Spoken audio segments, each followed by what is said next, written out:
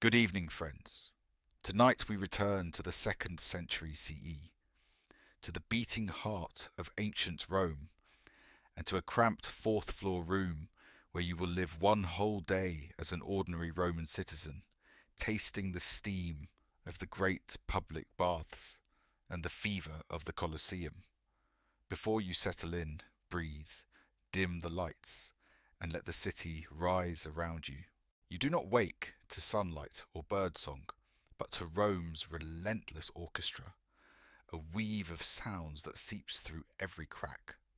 From below, the tireless clink of the coppersmith's hammer, a pulse that never seems to stop. From the next room, a dry, rasping cough that makes your own throat tighten in sympathy. You open your eyes. The room is dark. A thin wedge of grey light squeezes through a high window, just a hole in the wall with no glass, catching the slow drift of dust. You lie on a straw-stuffed mattress, hard and a little damp, the kind that makes your bones complain if you linger too long.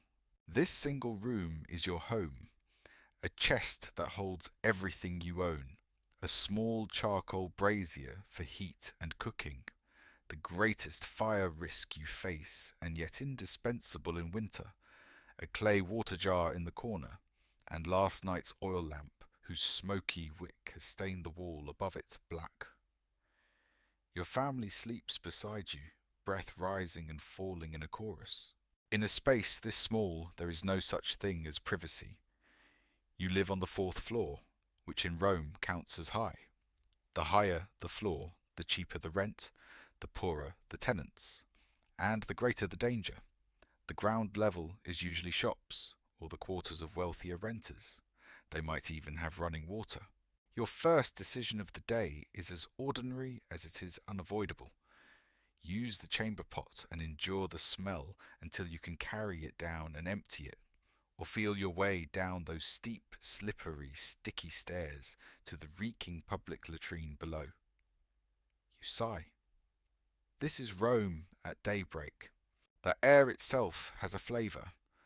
Unwashed sweat, sour wine from last night's tavern, and the distant edge of latrine ammonia. Oddly, you no longer find it unbearable. It is simply life. The mark the great city presses into everyone who belongs to it. You have heard of laws that let tenants sue landlords because rooms are too dark, but such talk feels like a far-off joke. For you, a roof that did not catch fire last night and a ceiling that did not collapse are blessings big enough. You dress. The choice is easy because you own only one kind of garment. A tunic, 2 large pieces of wool stitched together along the shoulders and sides with holes left for head and arms. Yours is undyed off-white, a bit scratchy against the skin, but tough. The hem is frayed, a shoulder patched with coarse thread. This is the uniform of the Roman commoner, worn by nearly everyone, men and women, young and old. You cinch a leather belt at your waist, making the tunic sit a little neater, and fasten to that belt your most precious possession, a small pouch with a few copper coins, your budget for the day. On the chest sits the toga, folded and waiting. In theory, as a male citizen, you may wear it in public. It is the sign of status, the badge that sets citizen apart from slave and foreigner, the cloth manifestation of rights, dignity, and belonging. In practice, it is a nuisance. 6 meters of thick wool you cannot drape alone without help. A heavy blanket that swallows your right arm, stifling in summer, quick to stain, slow to clean. Even Augustus hated how seldom citizens wore it, issuing decrees that anyone entering the forum must do so in togas to keep Rome's image grand. No one can police 1,000,000 lives at every gateway. You keep your toga for ceremonies, court days, important rituals, for playing the role of a respectable citizen. For work and the rest of life, the tunic is your ally. You slip on leather sandals with thinned soles that let you feel every cold, uneven floor of the floor.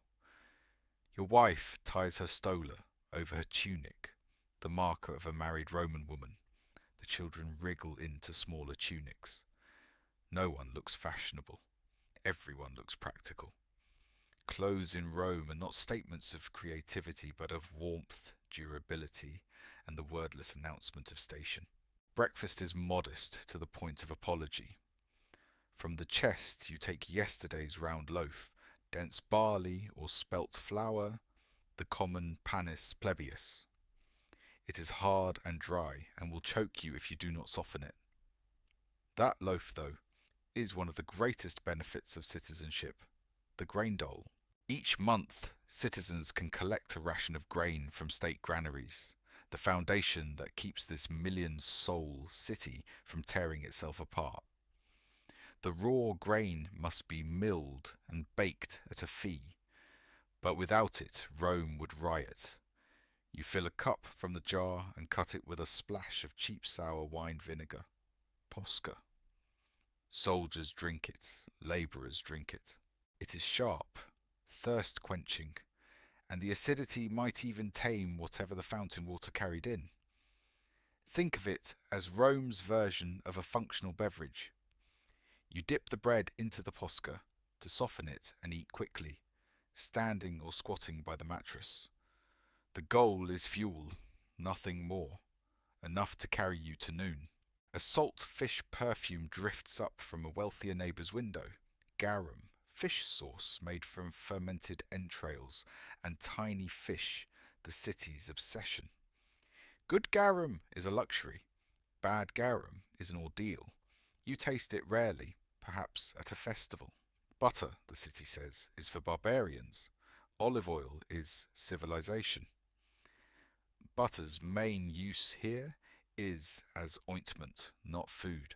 You wipe the last wet crumbs from your fingers and open the door. Now comes one of the day's most dangerous tasks, going downstairs. The stairwell is narrow, unlit and slick. The wooden steps are cracked and loud. Rubbish piles in corners, damp clinging, smells indescribable. You move slowly, testing each step. You keep an ear pricked. At any moment, someone above might toss a chamber pot or trash from a window. It is illegal. It also happens. If you are hit, you are unlucky. Street level is a flood. On your left, a smithy blows smoke and sparks. On your right, a tavern is already loud. Across the way, a Follonica, the laundry, breathes out an acrid sting. There are no sidewalks. Pedestrians, pack animals, sedan chairs, the city's moving parts, share one narrow, ill-paved track. Watch your feet. The stones are rutted and slick with mud, dung, and yesterday's refuse. Guard your coin pouch. The crowd teaches nimble hands to be quicker than your attention. Julius Caesar banned wagons from the city centre during daylight to ease congestion, which means at night the streets thunder with wheels on stone and drivers shouting, louder than daytime ever gets. In daylight you swim upstream, your path forced by rank. When a senator's chair glides through, the crowd peels back. You hug the wall and bend your head. Among tradesmen and peddlers you jostle and bargain space, but no one blocks power. The street is society in miniature, crowded, brutal, and governed by unwritten rules everyone knows. The walls are scribbled with life. Election slogans call you to support this man or that. Fans scrawl portraits of favourite gladiators and their win counts. Private feuds erupt in insults. The plaster is the city's notice board. You lift your gaze. Between leaning tenements, the sky is a thin strip of pale. You push through the warren and, suddenly, light. The forum opens like a revelation. White marble under an unbroken sun, hemmed by temples, basilicas, arches, and memory-made stone. Lawyers bellow in the Basilica Julia. Traders strike deals. In the Curia, the Senate meets, plain on the outside, heavy with history within. The Temple of Vesta keeps the city's sacred flame. tended by the Vestal virgins. You cannot see the fire, but I feel calmer, knowing it lives. Booksellers hawk papyrus from Egypt. Spice merchants display miracles shipped from beyond the sunrise. Beneath the shining floor runs a hidden body of service corridors where slaves and workers keep the spectacle running, unseen, so the above world can shine. You are actor and audience both. Pride rises. You belong to this. So does smallness. These buildings are propaganda carved into horizon lines. They teach awe, consent, and identity in every column. You breathe deep and move on. Work calls from the other side of the city. As a commoner, your choices are few and mostly paid by the day. Perhaps today you labour on a building site. There is always a new project, a bath, a temple, a triumphal arch. You haul stones to the foreman's rhythm, or climb scaffolds without rope or helmet, because safety is a modern word. Your reward is a handful of asses in the evening, and the knowledge that your aching back helps build the immortal city. Or you are a craftsman at a street front shop, a cobbler stitching sandals, a potter coaxing bowls from clay. Trades gather in collegia, guilds that feast together, worship their patron gods, and, most importantly, contribute dues so that every member is guaranteed a proper funeral. Romans care fiercely about burial. Without it, the soul is restless. A day's wages cannot buy ceremony, but the guild can. That promise that you will not be discarded is a comfort as steady as bread. Perhaps for colour you work at the Follonica. Rome has no soap, it has ammonia. Where to find ammonia? In urine. Your job is to stand in a great vat and tread tunics and togas in a mix of aged urine and water, the ammonia breaking grease and sweat, turning yellowed wool white again. At the doorway stands a jar to collect donations. It stinks. It is hard.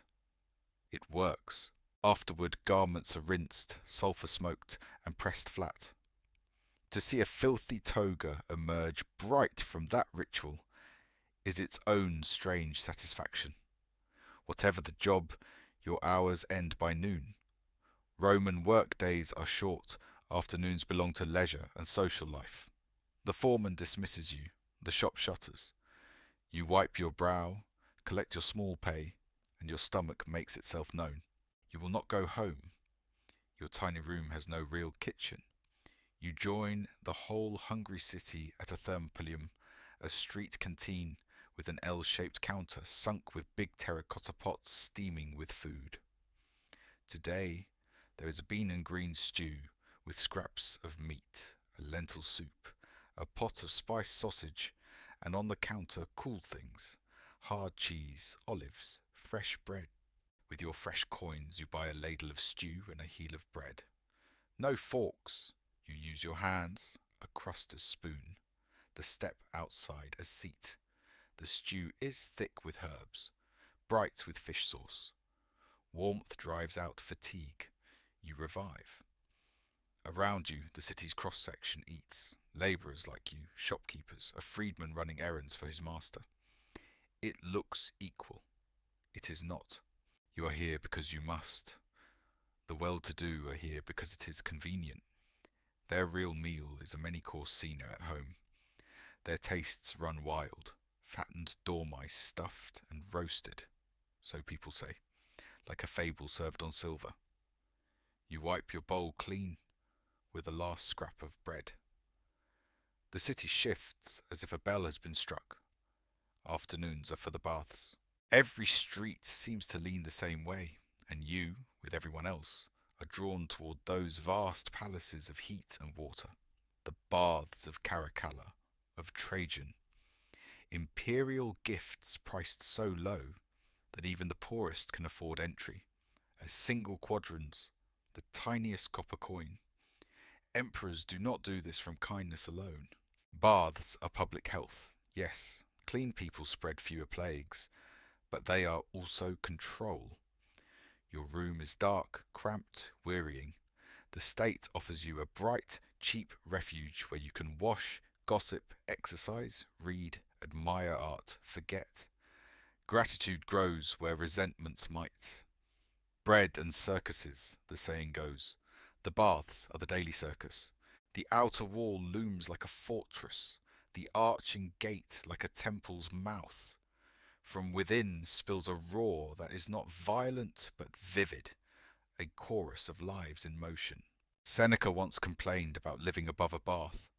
The grunts of men lifting lead weights, the thud when they dropped, cries from ball games, shouts when a thief was caught, a man who must sing in the water, the sharp voices of depilators hawking their services.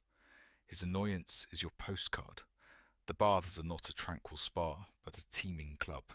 You pay, enter the appetitarium, the changing hall, and wedge your tunic and sandals into a wall niche. There are attendants you could hire to guard your things, but every coin matters. Bath thieves are bold. To lose your clothes is to walk home naked in disgrace. You push your bundle deep, whisper a prayer to every god who minds pockets, and step onward. Before water, exercise. The palestra is an open court ringed by colonnades, sand underfoot, warm sun pouring down. Men play trigon, a three-person catch that demands quick hands. Others practice wrestling, more skill than brutality. Most of you warm up more gently, jogging a few laps, lifting stone or metal dumbbells until a comfortable sweat slicks your skin. You chat. Wages, rumours, news. Bodies here are unremarkable in the best way. Young and hard, middle-aged and thick, old and knotted. No one flinches. This is life. Do men and women bathe together? Sometimes in certain eras and places. Mostly by your time the great baths separate by halls or hours. Today, all around you are men. Warm, ready, you enter the tepidarium, the warm room. Heat seeps up through floor and walls from the hypocaust, Rome's underfloor heating miracle. A forest of little pillars holds the floor above a hot air chamber, stoked by slaves who feed the furnaces without rest. You sit on a bench in soft humidity, pores opening, talk resuming under a vaulted ceiling that folds voices into a pleasant blur. Then the caldarium, a blast of steam and sun. Windows to the south maximizing heat, pools like liquid bronze. Sweat beads and runs. Here cleansing is ritual. You oil your skin with olive oil from a small jar and scrape it off with a strigil, a curved bronze blade that lifts oil, sweat and grit in dark ribbons. A friend does your back, or, if you are rich, a slave. Gladiators' scrapings are said to be bottled and sold as medicine or charm. People will believe anything if a famous body touched it. Your mind floats, your limbs hum. One more step, the frigidarium. You draw breath and plunge into cold water, the shock snapping every sense awake. You surface laughing, alive in a way heat cannot give. The sequence is complete, warmth, heat, cold, and you come out rinsed of the morning's labour and the city's weight. But the baths are not only pipes and pools. With a linen wrap at your waist you wander colonnades set with mosaics. A garden where statues bloom among laurel. A snack stall selling fruit, nuts, little honey cakes. Some baths have libraries, two even, one for Latin scrolls, one for Greek.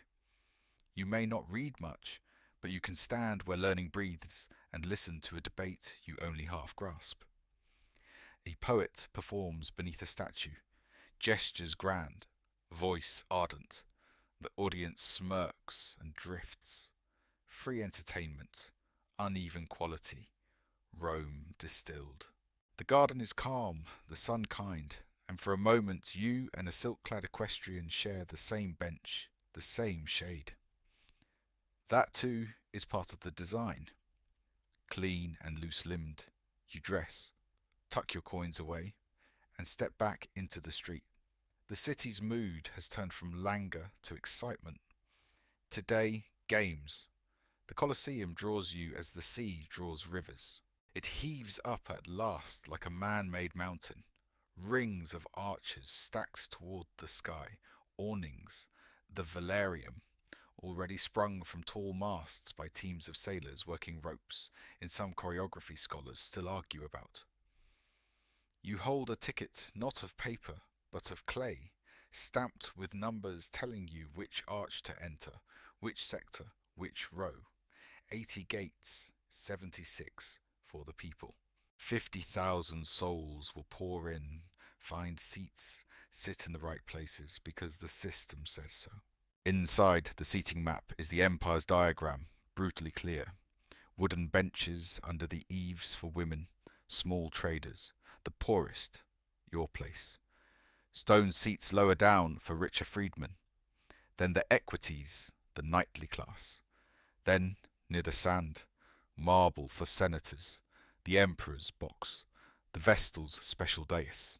5 levels of spectacle and message. We share the same show, but we do not share the same world. The sand below is bright as bone, encircled by a high wall topped with rollers and rails to keep beasts where they belong.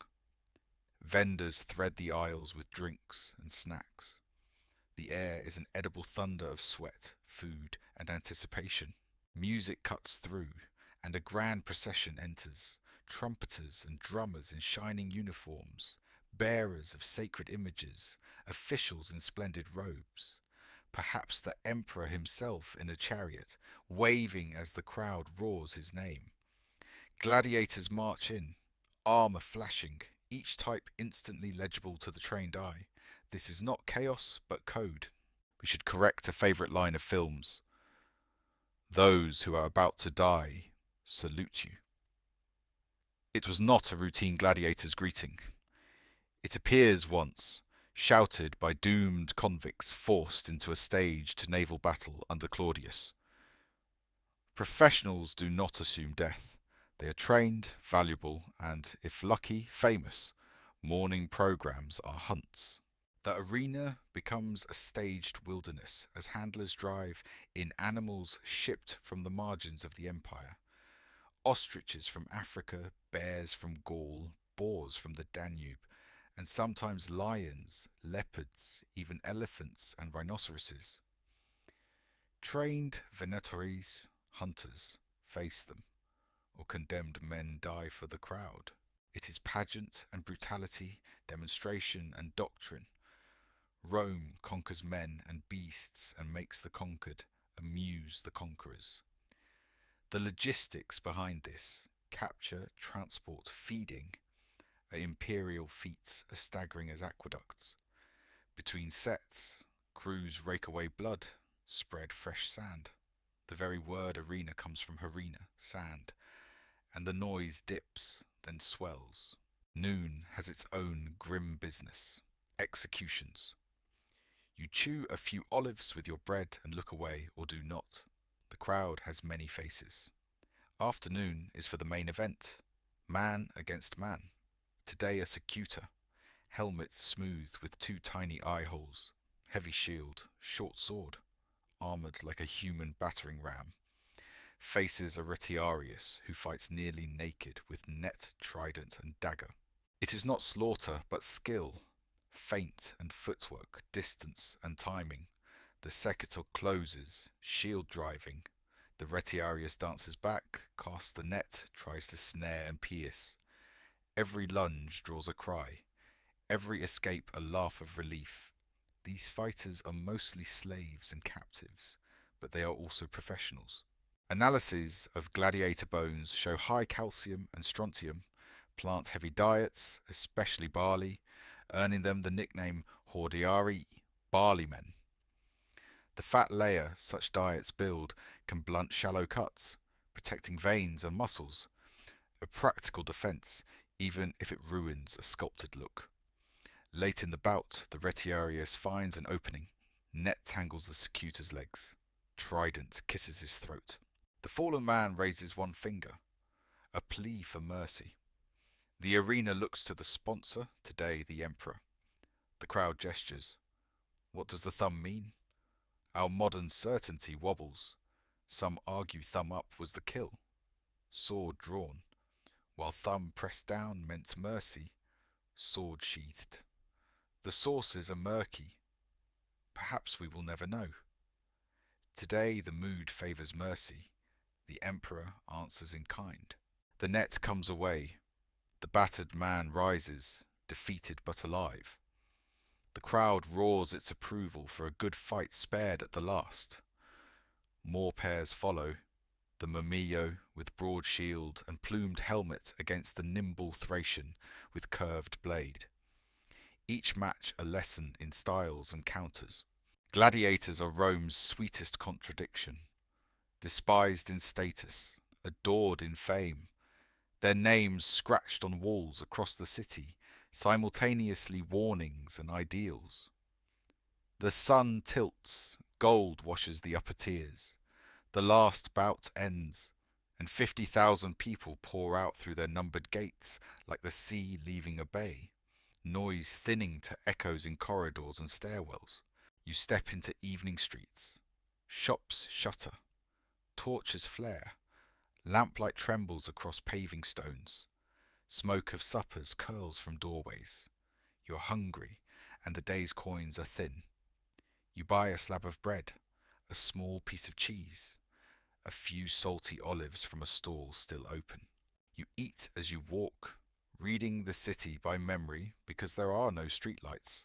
Left at the big fountain, straight past the bakery, then the alley behind. Night in Rome is risk. Patrols exist, but cannot be everywhere.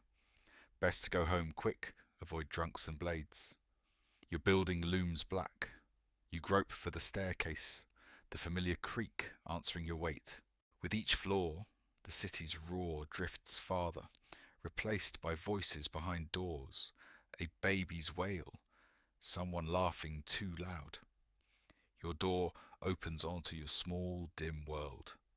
Your family is already asleep. The lamp's flame licks low. You set aside a bit of bread and cheese for tomorrow's breakfast, slide off your sandals, and lie down on the stubborn straw. The day you have just lived is the common day of Rome's millions. A private life poor in space and comfort. A public life rich in spectacle and stone.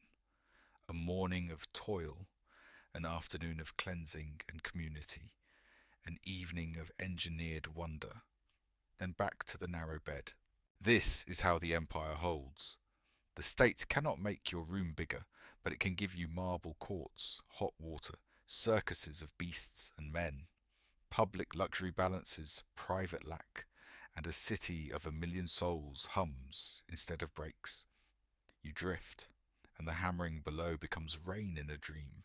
The bath's steam becomes a fog on the Tiber. The roar of the Colosseum becomes a far tide. The room around you softens. Your modern bed cradles you. Ancient Rome recedes like a torch carried down a long corridor, leaving warmth and the faintest smell of smoke. Good night.